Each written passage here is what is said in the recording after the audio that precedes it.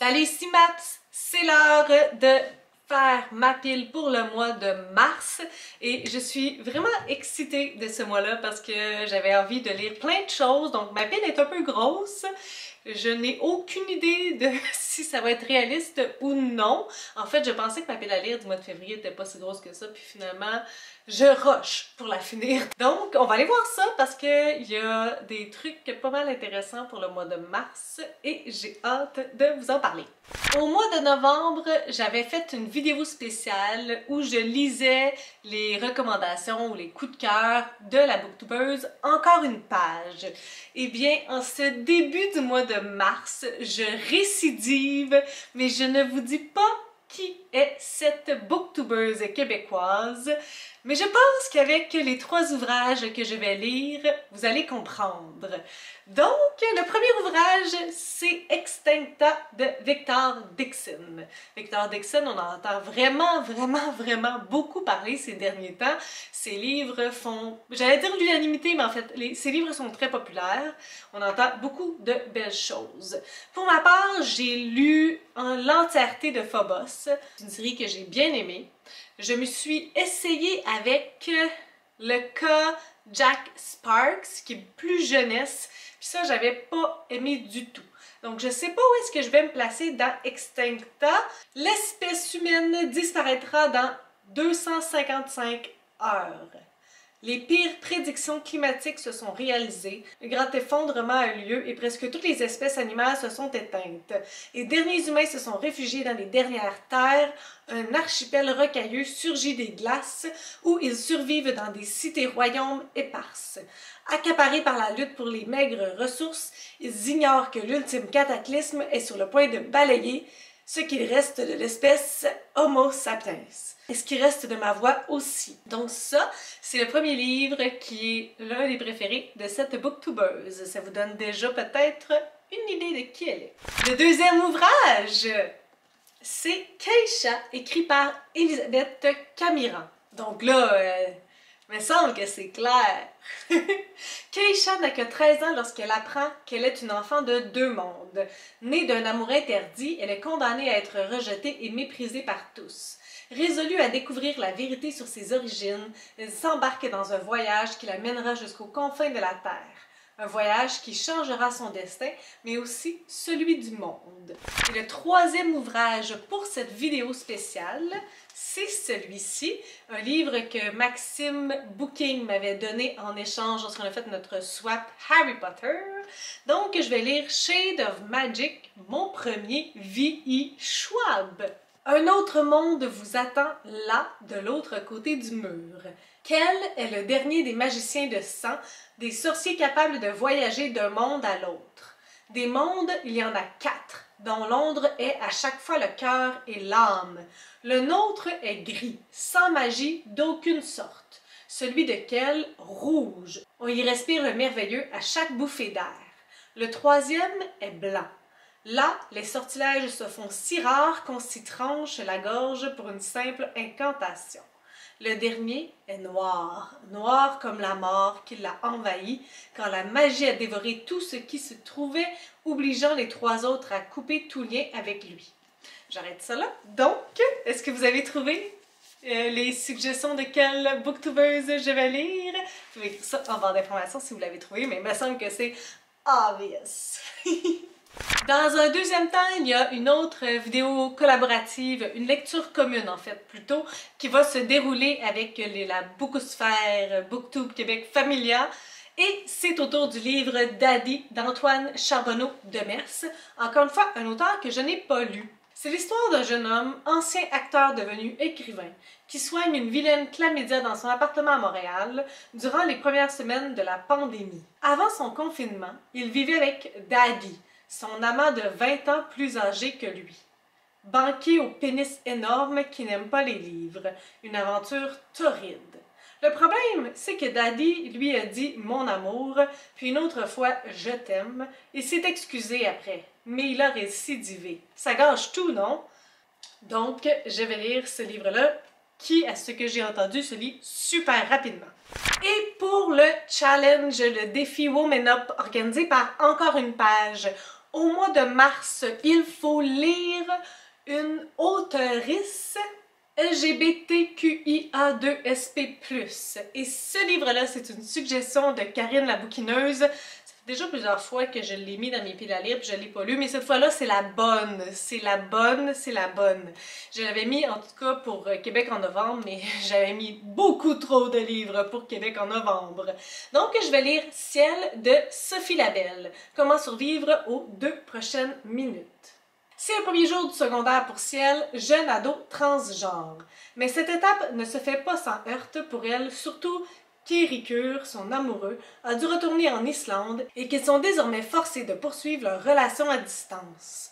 Pour se changer les idées, Ciel concentre toute son énergie à économiser l'argent nécessaire pour acheter la caméra de ses rêves et parfaire sa chaîne YouTube amateur. Ciel s'ennuie. C'est sans compter l'arrivée de Liam, un nouvel élève plutôt mystérieux et champion de natation, qui l'intrigue beaucoup. Décidément, l'année ne sera pas de tout repos pour elle. Par la suite, eh bien, si vous vous souvenez de ma vidéo du début de l'année, mes objectifs de 2021, il y a 3 autrices que je veux lire l'entièreté de leur œuvre.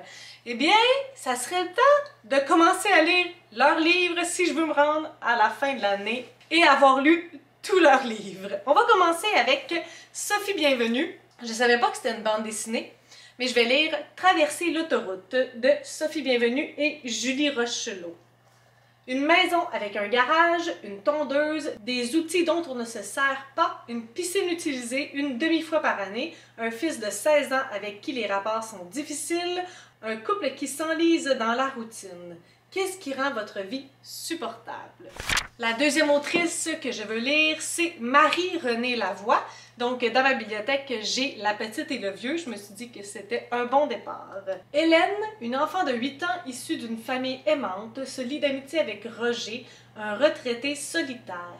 Tous deux habitent un quartier populaire de Québec dans les années 1980, qui contraste fortement avec le milieu artistique français de la fin du 18e siècle où évolue Lady Oscar, l'héroïne du dessin animé préféré d'Hélène.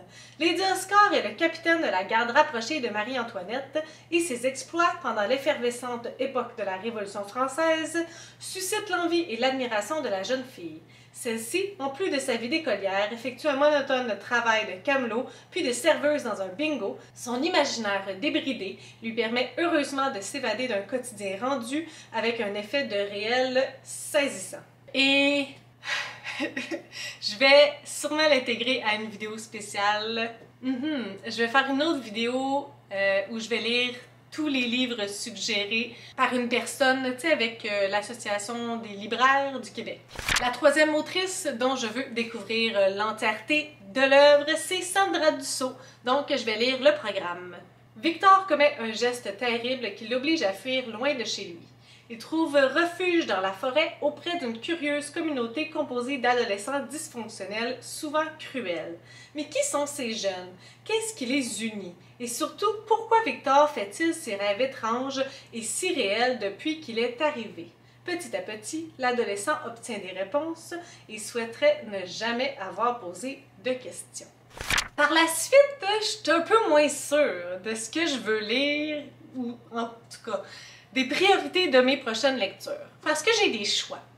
Tu sais, j'ai beaucoup de livres qui étaient comme fantastique, science-fiction. On sort un peu de ma zone de confort dans ce que je vous ai montré préalablement. Donc, j'avais choisi d'ajouter 1984 de George Orwell, mais j'ai un peu l'impression qu'après tout ça, je serais pas dans le mood. Donc, ça, c'est une option, mais je suis pas sûre que ça va être la meilleure option pour le mois de mars. Je risque peut-être plus j'y pense, de le garder pour le mois d'avril. J'ai la possibilité de lire le deuxième tome de Princesse Promise, qui s'appelle Les épines d'une rose, écrit par Naomi Choret. Donc, j'avais vraiment beaucoup aimé le premier tome. Je pourrais juste embarquer dans le deuxième. Je pense que ça ferait un style différent de tout ce que j'ai lu préalablement. Il y a ce livre-là qui a été dans ma bibliothèque pour des années et des années. C'est un livre loué à la bibliothèque, là. J'avais lu un livre de Catherine Cusset. Ah, le titre m'échappe en ce moment. Mais j'avais vraiment beaucoup aimé, puis je m'étais dit que j'aimerais ça relire de Catherine Cusset pour vérifier si c'était l'histoire d'un livre Et c'est l'histoire de soi. Ça me fait penser à ça. En tout cas, j'ai Vie de David Hockney dans ma bibliothèque depuis vraiment longtemps. Ça pourrait être ça aussi. Sinon, ben, Sylvain Desmentiers et moi, on a lu Ruby récemment. On pourrait continuer avec Perle, le deuxième tome de la famille Landry de Virginia C. Andrews. Et ça pourrait être ce deuxième tome-là, qui est plus petit que Ruby, donc ça semble se lire bien. Puis la dernière option, ça pourrait être Aurora Squad, qui est encore de la science-fiction par contre. On est vraiment dans le domaine de l'imaginaire au mois de mars. Par les auteurs Amy Coffin et J. Christophe. J'ai lu la trilogie Illuminée un petit bout, puis j'avais vraiment beaucoup aimé ça. Puis on dirait qu'il y a des similarités, là, des pages noires, puis comme d'un format particulier. Donc ça a l'air vraiment intéressant. Par contre, encore une fois, c'est encore de la science-fiction, mais c'est le club Book alors avec Anne Literarum puis les lectures de Chloé. Ils vont lire ça pour mars-avril, je pense. Donc je pourrais le lire maintenant. Je pense que ça doit se lire assez bien. C'est du Young Adult. Donc ça, c'est comme mes choix, mais c'est comme pas décidé. Je sais pas jusqu'où je peux me rendre parce que pour vrai, mes 3 premières grosses briques, il faut que je les aie lues assez vite, dans le mois de mars. Puis j'y regarde, je suis comme, elles sont grosses, hein?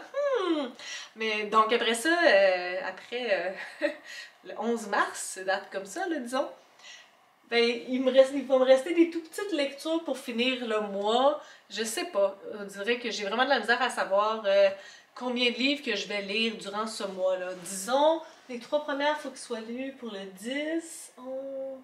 Puis là, combien de livres? Habituellement, il y a comme une dizaine de livres que je peux lire. 1, 2, 3, 4, 5, 6, 7.